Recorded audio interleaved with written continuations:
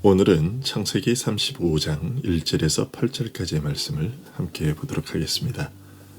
창세기 35장 1절에서 8절까지의 말씀을 제가 봉독해 드리겠습니다. 하나님이 야곱에게 이르시되 일어나 베델로 올라가서 거기 거주하며 내가 내 형 에서의 낯을 피하여 도망하던 때에 내게 나타났던 하나님께 거기서 제단을 쌓아라 하신지라. 야곱이 이에 자기 집안 사람들과 자기와 함께한 모든 자에게 이르되 너희 중에 있는 이방 신상들을 버리고 자신들을 정결하게 하고 너희들의 의복을 바꾸어 입으라. 우리가 일어나 베델로 올라가자. 내 환난 날에 내게 응답하시며 내가 가는 길에서 나와 함께 하신 하나님께 내가 거기서 제단을 쌓으려 하노라 하매 그들이 자기 손에 있는 모든 이방 신상들과 자기 귀에 있는 귀고리들을 야곱에게 주는지라. 야곱이 그것들을 세겜 근처 상수리 나무 아래에 묻고 그들이 떠났으나 하나님이 그 사면 고을들로 크게 두려워하게 하셨으므로 야곱의 아들들을 추격하는 자가 없었더라. 야곱과 그와 함께한 모든 사람들이 가나안 땅 루스 곧 베델에 이르고 그가 거기서 제단을 쌓고 그곳을 엘베델이라 불렀으니 이는 그의 형의 낯을 피할 때에 하나님이 거기서 그에게 나타나셨습니다라. 아멘. 여러분, 사람들은 살면서 누구나 한 번쯤 인생의 커다란 위기를 만나게 되지요.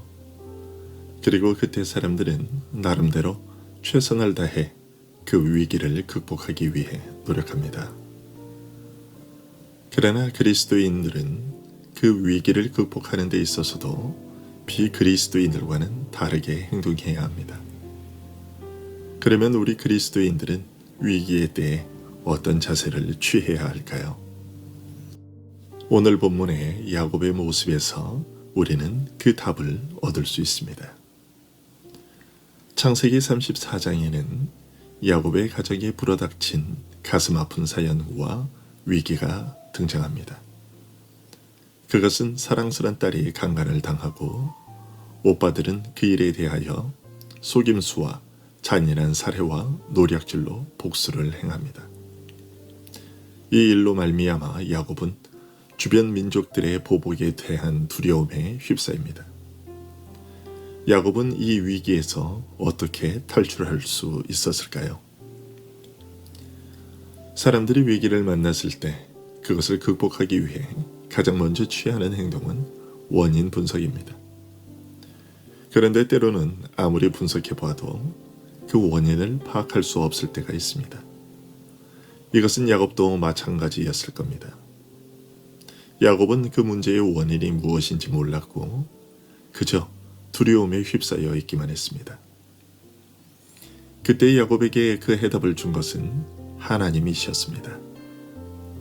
위기와 두려움으로 떨고 있는 야곱에게 하나님이 찾아오셨습니다. 형 에서의 살해 위협을 피해 바단 아람으로 도망가던 광야에서 외로움에 절고 찬잇을 맞으며 잠들었을 때에 하나님은 그를 찾아오셨습니다. 외삼촌의 속임수에 번번이 속아 속이 뭉개졌을 때에도 하나님은 그를 찾아오셨습니다. 외삼촌의 집에서 도망 나와 삼촌의 쫓김을 당했을 때에도 형 에서가 400명을 거느리고 야곱을 향해 오고 있을 때에도 하나님은 야곱을 찾아오셨습니다. 그런데 야곱이 주변 민족들의 공격의 위협 때문에 두려워하고 있을 때에도 하나님이 그를 찾아오셨습니다. 여러분, 우리가 공격에 처했을 때 가장 먼저 우리에게 찾아오시는 분, 그분이 누구인지 아시겠습니까? 바로 하나님이십니다. 우리가 어떤 문제를 당했다는 소식이 전해지면 사랑하는 가족들이, 친구들이 달려옵니다.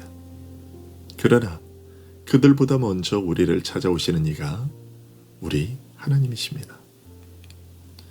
우리 하나님은 119 구급차보다 더 빨리 우리를 구하러 오십니다. 위기 때마다 야곱이 요청을 하기도 전에 항상 먼저 그를 찾아오셨던 하나님께서는 오늘도 동일하게 자기의 백성인 우리들이 위기를 만났을 때 가장 먼저 찾아오십니다. 우리 하나님께서는 한 번 품에 안으신 자기 교회, 자기 백성을 결코 버리지 않으십니다. 이처럼 야곱을 찾아오신 하나님은 그에게 일어나 베델로 올라가서 거기 거주하며 네가 내 형 에서의 낯을 피하여 도망하던 때에 네게 나타났던 하나님께 거기서 제단을 쌓으라고 말씀하셨습니다.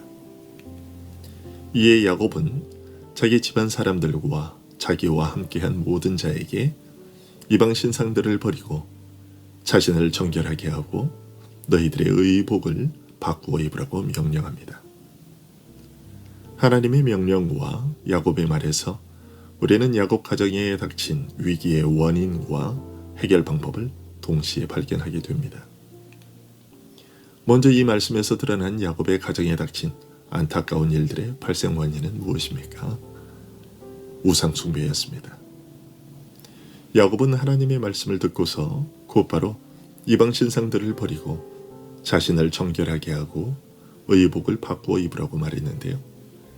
이것은 자신이 세겜에 정착하여 머물려고 이때까지 지내온 그의 자세와 믿음에 있어서 어떤 문제점이 있었음을 발견하게 된 것입니다. 그는 자기 집안과 또 그와 함께한 자들이 이방 풍습에 깊이 빠져 있는 것을 보게 된 것입니다.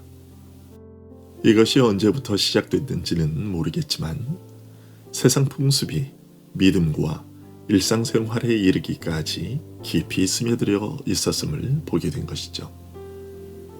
이방 신상들을 버리고 라는 말은 그들의 신앙이 무너져 있었다는 것을, 너희들의 의복을 바꾸어 입으라는 말은 그들의 일상생활이 이미 세겜의 풍습과 유행에 물들어 있었다는 것을 보여줍니다. 이방 신상들을 버리고, 여러분, 이것이 얼마나 기가 막힌 노릇입니까?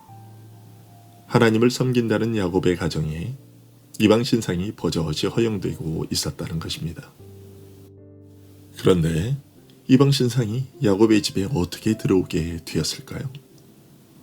그것은 야곱이 외삼촌 라반의 집에서 빠져나올 때 야곱이 가장 사랑하던 아내 라헬이 그 아버지가 섬기던 드라빔 우상을 훔쳐나온 것이었습니다. 야곱이 그때는 몰랐을지 모르나 그곳을 빠져나온 이후로 라헬이 그 우상을 섬기는 것을 한 번쯤은 보았을 겁니다. 이방 신상들을 버리라고 말한 것을 보면 이런 행위를 야곱이 알고 있었음이 분명합니다. 그럼에도 불구하고 야곱은 이제까지 그것을 묵고한 것입니다. 그리고 그것을 묵고하는 동안에 라헬의 우상 숭배는 야곱의 아들들과 거느리고 있는 종들에게까지 퍼져나갔던 것이죠. 그러면 야곱은 왜 알면서도 그동안 그것을 그냥 놔두었을까요? 그것은 아마도 라헬에 대한 사랑이 그의 이성을 마비시켰기 때문이었을 겁니다. 야곱은 이방 신상들이라고 불렀습니다.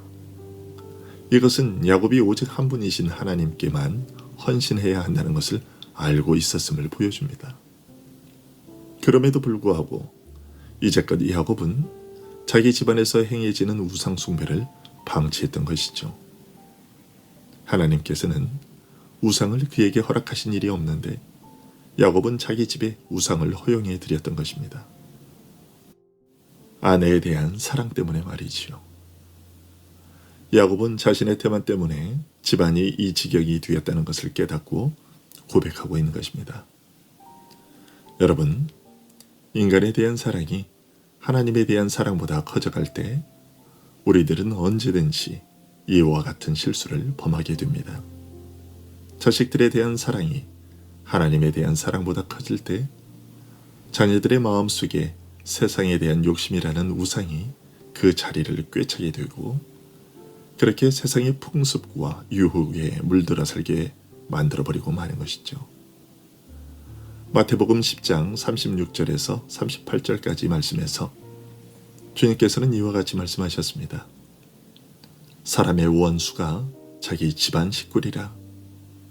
아버지나 어머니를 나보다 더 사랑하는 자는 내게 합당하지 아니하고 아들이나 딸을 나보다 더 사랑하는 자도 내게 합당하지 아니하며. 하나님보다 누군가를 더 사랑하는 것이 하나님께 합당하지 않은 일이라고 말씀하십니다. 심지어 또 자기 십자가를 지고 나를 따르지 않는 자도 내게 합당하지 아니하니라고 하셨습니다. 여러분, 이 말씀이 세상 사람들에게는 광신자처럼 되라는 말씀처럼 보일지도 모릅니다. 그러나 예수님께서 이 말씀을 하시는 이유는 우리가 하나님보다 다른 것을 더 사랑하게 되면 그때로부터 우리는 서서히 하나님을 밀어내게 되고 마침내는 다른 것을 우리 마음속 왕좌의 자리에 앉혀놓고 그것을 주인 삼고 그것의 말에 복종하며 살게 되고 그러다가 결국에 가서는 멸망의 자리에 이르게 되기 때문입니다. 야곱 집안에 일어난 일이 보여주는 것이 바로 이것입니다. 라헬에 대한 사랑이 그녀의 우상숭배를 허용하게 만들었고 그 하나를 방치하자 온 집안 사람들이 서서히 그 우상숭배를 받아들이게 되었고 마침내는 일상생활의 모든 영역이 세상 풍습에 물들게 되었던 것이죠. 야곱 자신은 우상숭배에 물들지 않았다 할지라도 그의 가족들은 그렇지 않았던 것입니다. 여러분, 다시 한번 기억하기 바랍니다. 하나님보다 사람에 대한 사랑을 더 앞세우게 되면 그것은 그를 위하는 것이 아니라 그를 파멸에 이르게 하는 원인이 될 수 있다는 것을요. 그리고 누군가를 정말 사랑한다면 그의 마음을 사로잡고 있는 우상을 제거하도록 해야 한다는 것을요. 야곱은 그것을 지적하는 하나님의 말씀을 통해 가정에 닥친 위기의 원인을 알게 되었습니다. 그리고 베델로 올라가서 거기 거주하며 내가 내 형 에서의 낯을 피하여 도망하던 때에 내게 나타났던 하나님께 거기서 제단을 쌓아라 하신 하나님의 해결책을 곧바로 따랐습니다.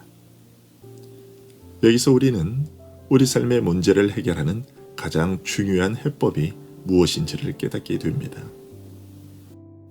특별히 하나님은 베델을 가리켜 내가 내 형 에서의 낯을 피하여 도망하던 때에 하나님께서 내게 나타났던 장소라고 말씀하셨는데요.